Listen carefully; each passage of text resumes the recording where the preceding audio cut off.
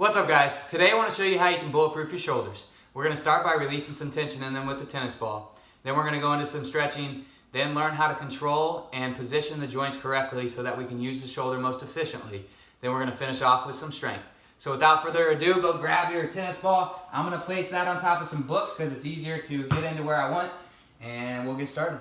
So we're going to start with releasing the tension of the chest. So place it up here, pec minor, pec major. If we round our shoulders a lot, those things can shorten. So let's release some of that tension first, and then we'll get going into the mobility series. Now, just place it here, put some pressure down onto that ball. Okay, for some of you this might hurt. That's okay, a little bit of hurt. And then we're just going to take that joint through some ranges of motion, maybe some pulling, maybe some raising up overhead. Maybe place that hand behind your back. And then just spend about 30 seconds to 2 minutes on each arm. All right, we're gonna pull that shoulder blade back, open up the chest, lengthen that chest muscle. The books just helps me get into it a little bit better. You can also do this standing, but I find that you can place more weight on top of this ball and get more out of it if you're able to get in there as opposed to standing up. Good, let's switch sides.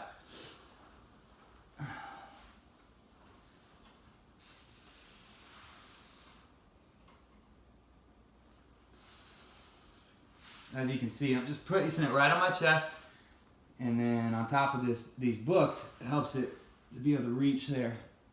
If not, it just won't be high enough for it to get into that chest.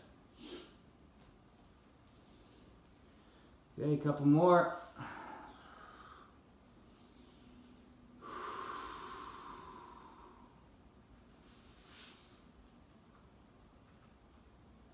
With the shoulder, one of the best recommendations I can give you here is it's not the work that we do in the gym that's going to make the difference. It's going to be the other 23 hours of the day and the positioning of your shoulders and your back, how you sit, how you drive, how you sleep, how you stand, all that kind of stuff. You got to be aware of that if you really want to take control and fix it for the long term.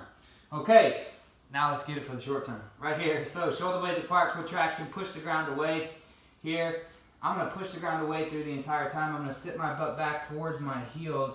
I'm really trying to activate the serratus anterior the entire time. Keep pushing the ground away.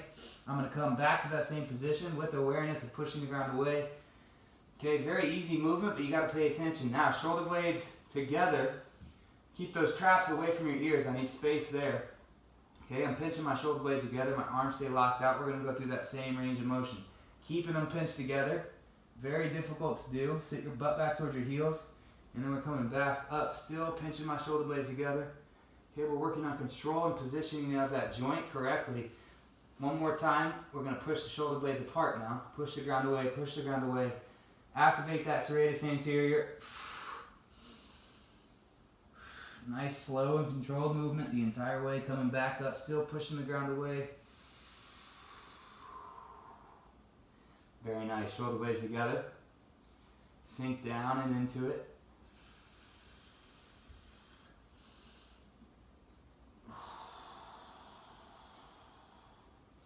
Really trying to keep the scapula against the rib cage as much as we can.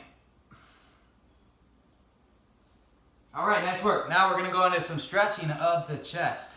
And we're going to do that with a couple isometric holds from a reverse bridge position.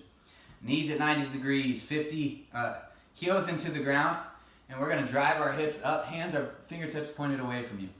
Pull your shoulders back and down, and we're going to drive our hips up, and we're going to hold for 5, 4, 3, stay strong in the shoulders, 2, and 1, release. Good, we're looking for a stretch right here in the front, strengthening, pushing the ground away. Ready, and go. 3, 2, glutes 2, and time. Good, let's go 2 more. Ready. Go. Big chest. 3, 2, and 1. Good. Last one, guys. And go.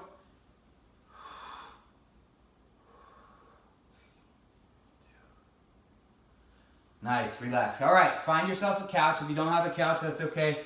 You just won't be elevated. You will be down here on the ground, and that's fine. Elevated child's pose with single arm lift off.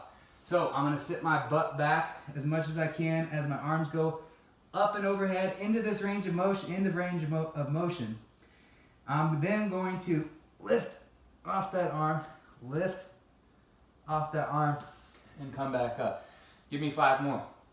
So I sink down, lift off, try to keep those arms straight, lift off, and back up. Here we go.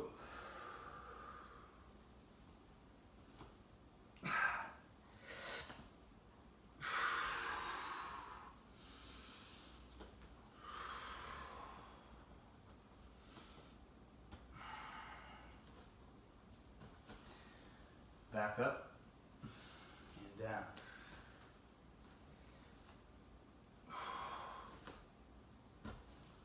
Good, last one.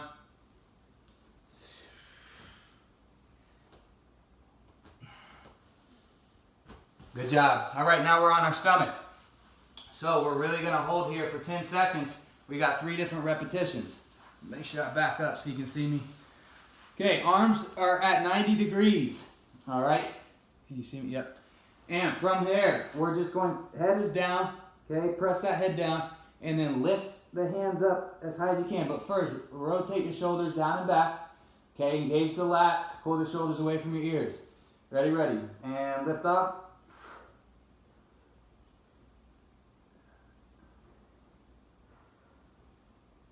3, 2, 1, relax. Good. When we do that, try not to bend your wrists. Keep them as straight as possible. Sometimes holding 2 tennis balls can help. Ready, ready. And go.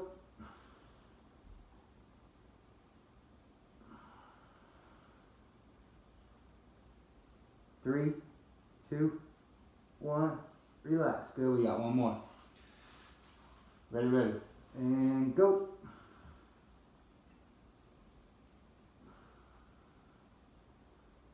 4, 3, lift, 2, and 1. Time.